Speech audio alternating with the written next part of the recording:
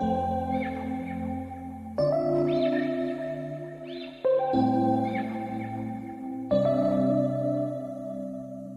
we met, I could tell by your smile you hadn't been with a good girl like me in a while.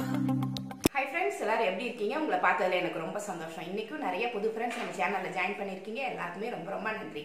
புதுசா நம்ம சேனலை பார்க்கறவங்களா இருந்தா Subscribe பண்ணி வெச்சுக்கோங்க. கூடவே இருக்கிற பெல் ஐகானை பிரஸ் பண்ணி வெச்சுக்கோங்க. Thank you friends.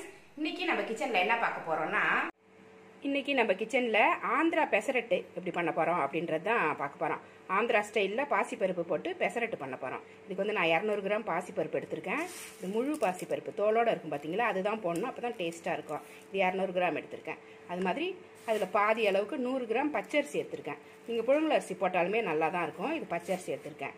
இது 200 கிராம், இது 100 கிராம், பாதி அளவு போட்டுர்க்கேன். ரெண்டையுமே இப்போ ஒரு கப்ல போட்டு ஒரு 8 மணி நேரம் ஊற வச்சு இத அரைச்சி ரெடி பண்ணி வெச்சுக்கணும்.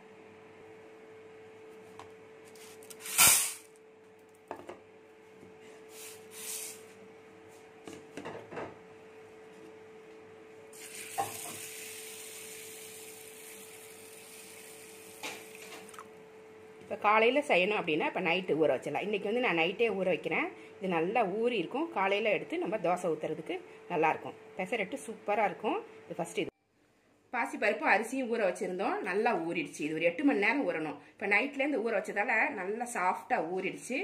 இப்போ தண்ணியெல்லாம் எடுத்துட்டு அது கூட என்னென்ன போட்டு அரைக்கணும் அப்படிங்கிறத பார்க்கலாம். ஒரு ஸ்பூன் சீரகம், கொஞ்சமாக கொத்தமல்லி தழை எடுத்து வச்சுருக்கேன், ஒரு கொத்து கருவேப்பிலை எடுத்து வச்சுருக்கேன், ஒரு 3 பச்சை மிளகாய் எடுத்து வச்சுருக்கேன், ஒரு 6 சின்ன வெங்காயம், ஒரு துண்டு இஞ்சி, இது எல்லாமே போட்டு அரைச்சி எடுத்துகிட்டு வந்துடணும். இதை வந்து நைஸாக தோசை மாவு பதத்துக்கு அரைச்சிட்டு வரணும். நொரன்னு அரைச்சிங்கனாக்கா அடை மாதிரி இருக்கும். ரொம்ப நைஸாக அரைச்சிங்கன்னா நல்லா மெலிசாக தோசை ஊற்றலாம். இதை நல்லா நைஸாக அரைச்சி எடுத்துகிட்டு வந்துடலாம். இது எல்லாமே போட்டு அரைச்சி எடுத்துகிட்டு வரணும். இது மாதிரி அரைச்சி ரெடி பண்ணி எடுத்து வச்சுக்கணும். இதுக்கு தேவையான அளவு உப்பு போட்டுருவோம். ரொம்ப தண்ணி ஊற்றிடக்கூடாது. அது மாதிரி கொஞ்சமாக பெருங்காயம்.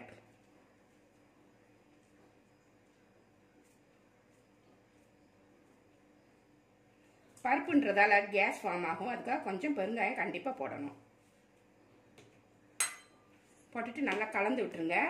ரொம்ப கெட்டியாகவும் இல்லாமல் தண்ணியாகவும் இல்லாமல் நல்லா தோசை மாவு பதத்துக்கு இதை கலந்து வச்சுக்கணும். தோசை ஊற்ற வேண்டியதான். இப்போ ரெடி ஆயிடுச்சு மாவு. தோசை ஊற்றிடலாம். இது நல்லா டயட்டுக்கு ரொம்ப நல்லா இருக்கும். டயட் இருக்கிறவங்க, வெயிட் லாஸ் பண்ணணும்னு நினைக்கிறவங்க இந்த மாதிரி பாசிப்பருப்பில் இந்த பெசரட்டு மாதிரி பண்ணி சாப்பிட்டுக்கிட்டிங்கனாக்கா வெயிட் போடாது, அதே சமயம் வெயிட் லாஸ் ஆகும், ஹெல்த்தியாகவும் இருக்கும். உடம்பு சோர்ந்து போகாது. நிறைய ப்ரோட்டீன் இல்லைங்களா, உடம்ப சோர்ந்து போகாமல் பார்த்துக்கும். நல்லா ஃப்ரெஷ்ஷாக இருக்கும். ஸ்கின்லாம் ரொம்ப நல்லா இருக்கும். பாசிப்பருப்பு சாப்பிட்றதால ஸ்கின் வந்து நல்லா பளபளன்னு இருக்கும்.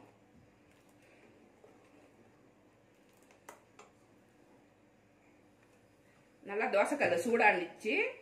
இப்போ மாவு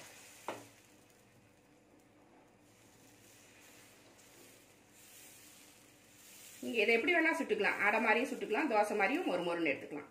சூப்பராக இருக்கும் தோசை. ஆந்திரா ஸ்பெஷல் பெசரட்டு.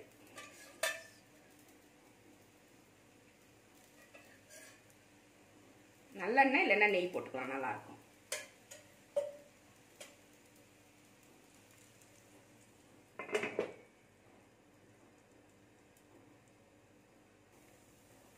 நல்லா ஒரு பக்கம் வெந்துருச்சு. இந்த மாதிரி மொறுமொறுன்னு வெந்ததுக்கப்புறம் எடுத்தீங்கன்னா நல்லா டேஸ்டாக இருக்கும்.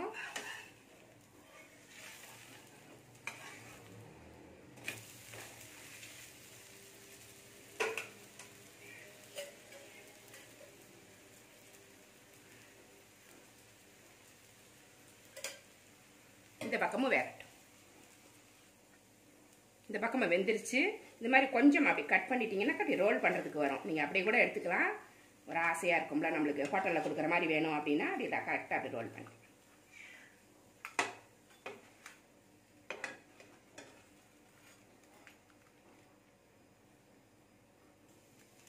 இது மாதிரி மொறுமொறுன்னு சுட்டு எடுத்துக்கோங்க, இல்லைன்னா அடை மாதிரி சுட்டு எடுத்துக்கோங்க. உங்கள் டேஸ்ட் எப்படி இருக்கோ அது மாதிரி எடுத்துக்கலாம்.